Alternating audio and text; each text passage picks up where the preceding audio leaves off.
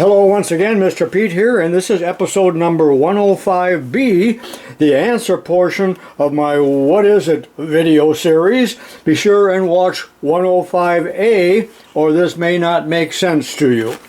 If you look through the comments of the previous video, you'll find out that many people knew what these items were. I was surprised how many, and very gratified as well. But let's go through these now, starting with number 1 all the way through number 5. Alright, here's item 1, and it is a recirculating ball screw. This particular one came out of an MRI machine, probably worth $1,000 or more. So we have a screw that is a radius or half round, and there are balls recirculating through here, the purpose being to minimize friction and minimize backlash. And that's why I'm able to do this. And this is not part of a Yankee screwdriver. Several people thought that that was the case. And a big thanks to Ed Lucas down in Florida who sent this to me. And as I mentioned in part A, this is just a protective plastic cover, because this is very precision. You want to keep the dirt out of there. So here is the nut being moved back and forth. You can see how freely it moves. And this one probably is worn out or bad or something, and that's why Ed was able to obtain it and send it to me.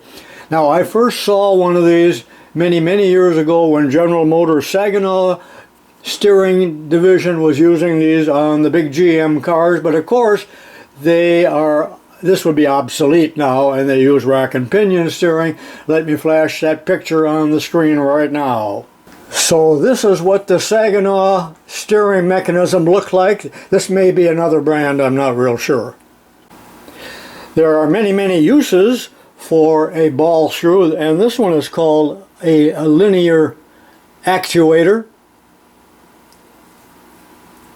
So it will change your rotary motion into linear motion, and typically in this MRI machine it would be driven by a little stepper motor, something like this, and could be very accurately positioned within a tenth of a thousandth probably, which I suppose is pretty important with an MRI machine.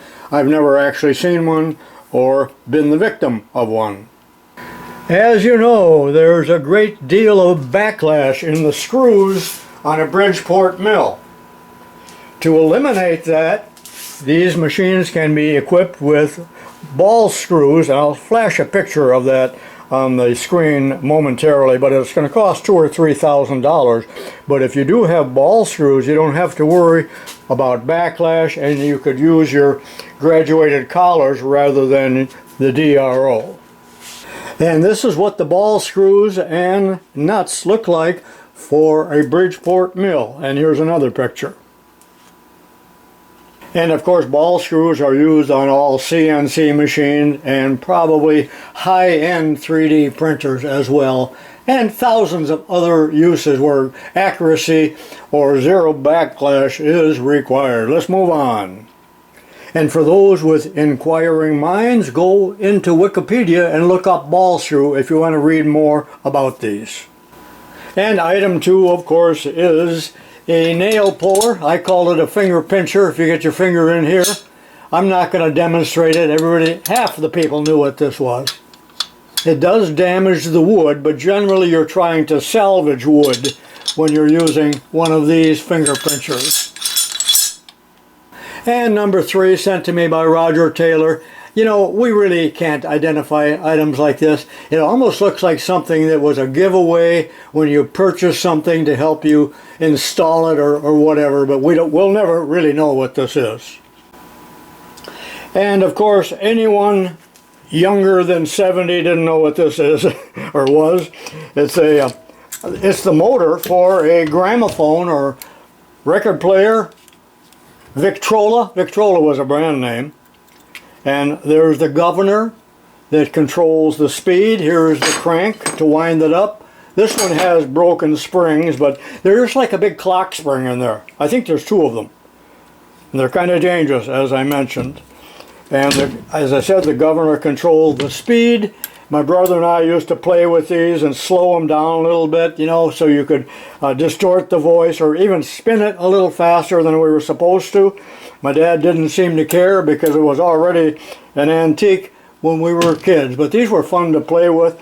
The motor could be wound up so that you could play about a 2.5 or 3 minute record. And all of the records were designed for that speed back then, and they were breakable records. They were not vinyls yet. Probably told you more than you wanted to know. But I love the governors, and that's why I had saved this for all these years. And of course, number 5, we're not really talking about the copper block here, but the effect of a magnet moving over copper or brass. And you feel the drag. Now I'm going to flash on the screen a minute from now or so. Not a link, but a Wikipedia definition of what this is. Also, if you look back through the comments for part 1, there are some wonderful explanations by learned men talking about the eddy currents and all of that scientific stuff that's going on that I really can't explain very well. But remember, 10 years ago I made a video on this, and I'll flash that title on the screen here presently if you want to go back and look at that. For those of you that want to know more about the lens law, look this up in Wikipedia. Here is what you will find. See you then. So long for now. And should you want to watch my 10-year-old video on the lens law, check this out. There's actually 2 parts.